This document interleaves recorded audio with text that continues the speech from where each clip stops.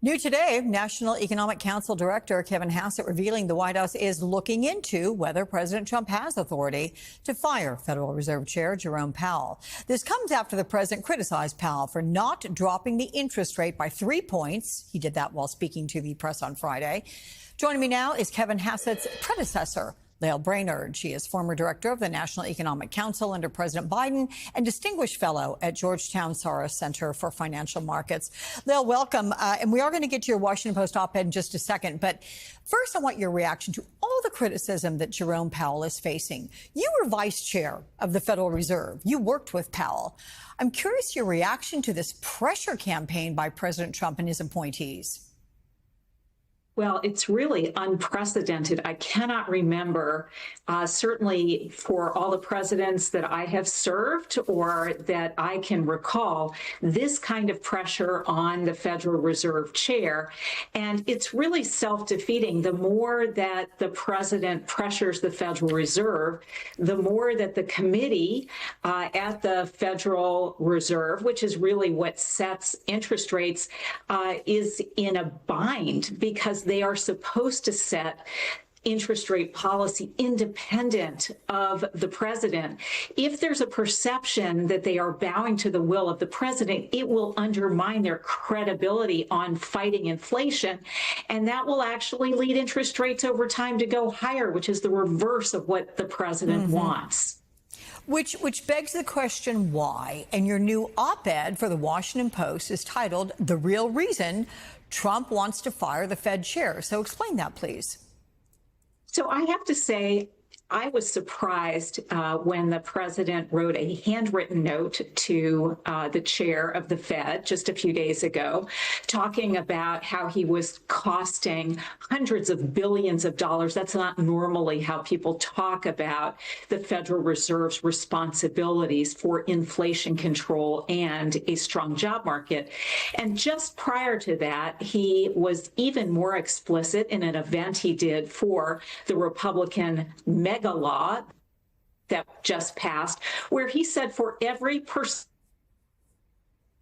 point that the Federal Reserve Chair lowers rates, it will save him $300 billion in interest payments on the mega law's increase in the national debt of $4 trillion. And so what is interesting is he directly connected the need to lower interest rates by 3 percentage points to 1 percentage point. Nobody's talking about going that low in a strong economy today. And the president directly connected it to saving $1 trillion on interest payments on the national debt, which basically subordinates Federal Reserve inflation fighting to Treasury debt management. Got it. All right. So let's talk about, according to The Hill, Fannie Mae and Freddie Mac's chair said he's encouraged by reports that Jerome Powell is considering resigning. The Hill also notes it's unclear what specific reports he's referring to. Fannie Mae, of course, one of the biggest lenders in the U.S. Where is he getting this information if it hasn't been publicly reported? And could this just be an angle, a part of the pressure campaign? It does seem like there is an intense pressure campaign coming from a variety of fronts now, with the OMB director, Russell Vought, putting pressure on the Federal Reserve regarding a building project that they're doing. So this seems like a classic pressure campaign. But let's just go back to the point about be careful what you wish for. If people think that the president is removing the Federal Reserve Chair and installing a chair that will subordinate inflation fighting to alignment with the White House in order to save some money on the national debt because of the mega law, that'll actually lead inflation higher, and it'll mean that investors demand higher interest rates to hold Treasury securities. So in a way, this whole campaign could lead to an outcome that's actually worse for the president by raising rates. And of course, it'd be worse for Americans because it would mean that mortgage rates, rates on car loans, rates on small business loans, all of those things would go higher, not lower, with higher inflation. Do you think interest rates should be dropped at all? And if so, by how much?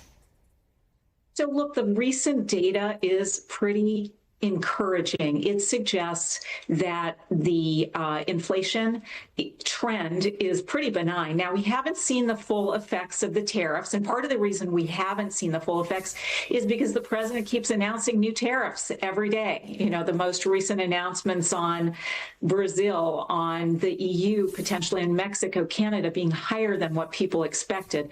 But it is the case that inflation so far looks pretty benign. It's continuing to move to the Federal Reserve's 2% target, and the labor market has softened a little bit, but it's holding up. So my own expectation is that it would be likely that the Federal Reserve could move ahead on the plans that they've set out in their projections, with a majority of members saying maybe 2 cuts starting in the fall, perhaps starting in September, if we don't see a lot of inflation pressures coming from those tariffs.